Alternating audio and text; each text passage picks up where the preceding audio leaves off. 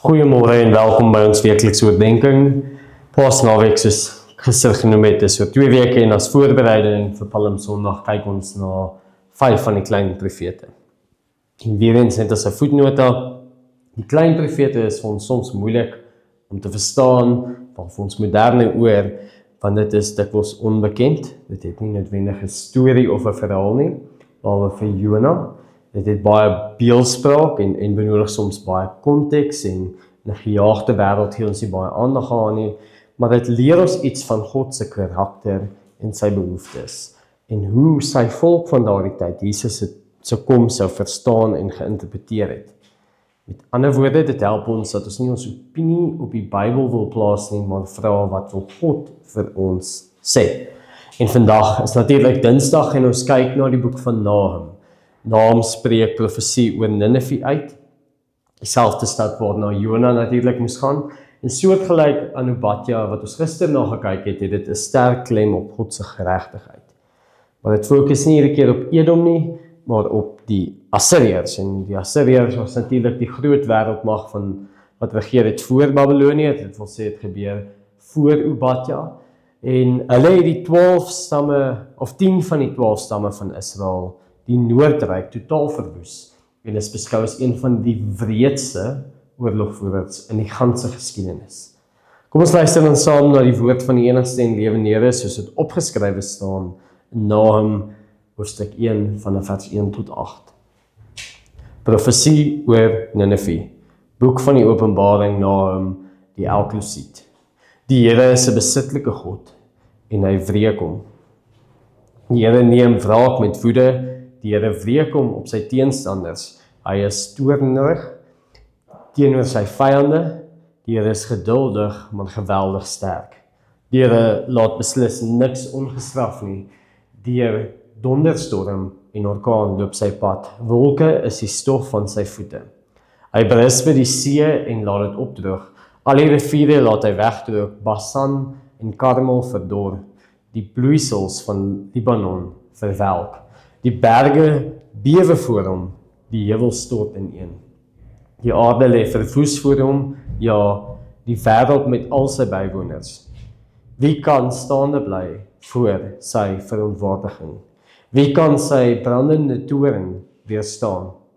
Wanneer sy woede uitbars soos vuur, spat rotse voor die Here uiteen. Die Here is goed, 'n toevlugsoord in die tye van bedreiging. Hy sorg vir wie by hom skuil, maar met 'n vloedgolf vernietig hy die stad geheel en al. Sy vyande agtervolg hy tot in die duisternis. Tot sover dan die woord van die enigste en lewende Here. Nahum begin deur bekende karaktereienskappe van God aan te haal. Byvoorbeeld Exodus 20 vers 5, een van die gebooie wat ons goed ken. Jy mag nie voor hom in aanbidding buig nie en jy mag nie hulle dien nie. Want ek die Here is 'n besittelike God, wat kinders laat boet vir die sondeskuld van ouers, selfs die 3de en 4de geslag van hulle wat my verwerp. En natuurlik Exodus 34 vers 6 tot 7, die Here 'n barmhartige en genadige God, geduldig, oorvloedig in troue liefde en waarheid, wat troue liefde vir duisende bly handhaaf, wat skuld, oortreding en sonde vergewe, maar wat beslis niks ongestraf laat nie.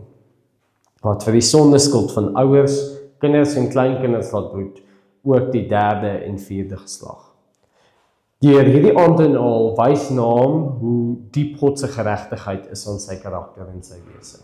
Dat dit nie kan skei van sy liefde en barmhartigheid nie, al wil ons as moderne mens voel dit pas nie. Amper soos 'n goeie ouer wat dissiplineer, want byvoorbeeld niemand dink 'n ouer wat vir 'n baba met 'n mes laat speel is liefdevol omdat hulle die kind vryheid gee nie.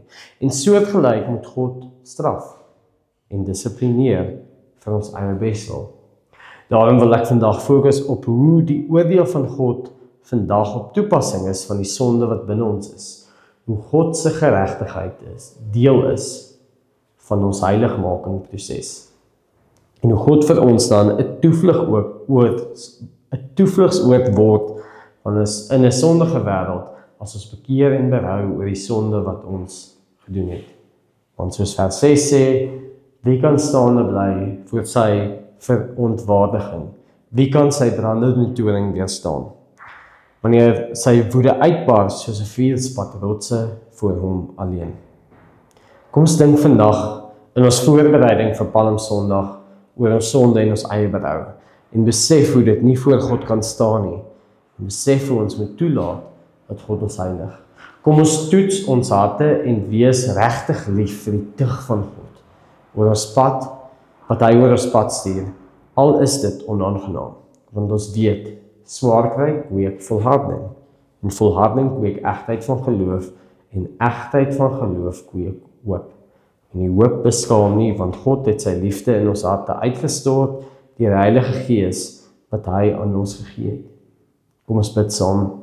Here, dankie dat U 'n regverdige God is wat die sonde binne ons oordeel en ons help om heilig voor U te lewe.